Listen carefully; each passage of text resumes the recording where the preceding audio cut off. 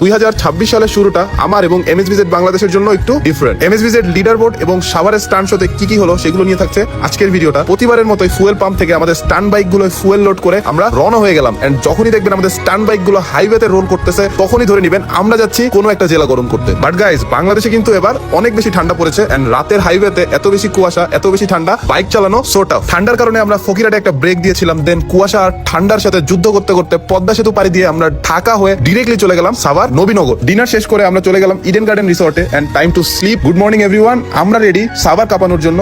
But suddenly আমার বাইকটা start হচ্ছিল না, বাইকে কিছু প্রবলেম দেখা দিয়েছিল। ভাবছিলাম আমার বাইকটা দিয়ে স্টান্ট শো করা পসিবল না। দেন সাইফুল ভাই বাইক নেশন থেকে টেকনিশিয়ান পাঠালো এবং আমার বাইকের প্রবলেম গুলো সলভ করে র্যালির আগেই বাইকটা রেডি করে দিল। দেন সাভার রেডিও কলোনি থেকে র্যালিটা স্টার্ট হলো এন্ড এজ অলওয়েজ গাইস, সামনে এমএসভিজেড টি-শার্ট এবং পিছনে uncountable bike and lots of car. আমরা কিন্তু এই ফার্স্ট টাইম সাভারে এসেছি এবং সাভারের বাইকারদের থেকে আমরা অনেক ভালোবাসা পেয়েছি। এন্ড হ্যাঁ গাইস, এটাও বলতে হয় সাভারের বাইকিং কমিউনিটি অনেক বেশি স্ট্রং। নবীনগর জয় রেস্টুরেন্টের সামনে আমাদের র্যালিটা যে শেষ হলো এন্ড এখানেই ছিল আমাদের স্টান্ট শো। গ্রাউন্ডে এসে সময় নষ্ট না করে আমরা স্টান্ট শো শুরু করে দিলাম। যেহেতু MSVZ Bangladesh for the first time সাভারে এসেছে, সাভারের অনেক বাইকার, অনেক মানুষ এসেছিল আমাদের স্টান্ট শো দেখার জন্য। আপনারা হয়তো অনেকেই জানেন না, এমএসভিজেড বাংলাদেশের নতুন লিডার বোর্ড এসেছে, যেখানে আমি এমএসভিজেড বাংলাদেশের ভাইস প্রেসিডেন্টের দায়িত্ব পালন করছি। এটা আমার জন্য অনেক বড় একটা দায়িত্ব এবং প্রাউডফুল মোমেন্ট। আমি ফাহিম ভাইকে থ্যাংক ইউ দিতে চাই আমার প্রতি বিশ্বাস রাখার জন্য, এবং এমএসভিজেড বাংলাদেশ ফ্যামিলির সবাইকে ধন্যবাদ আমার পাশে থাকার জন্য। বাংলাদেশের নাগরিক হিসেবে এত ব্যস্ততার মাঝেও আমরা কিন্তু ওসমান হাদিকে ভুলে যেতে পারি না। আমাদের একটাই দাবি, তার হত্যাকারীদের সুষ্ঠু বিচারের আওতায় আনা হোক। যদি এটা সম্ভব না হয় তাহলে মনে করব বাংলাদেশে আইন বলতে কিছুই নেই। আমরা এমএসভিজেড বাংলাদেশ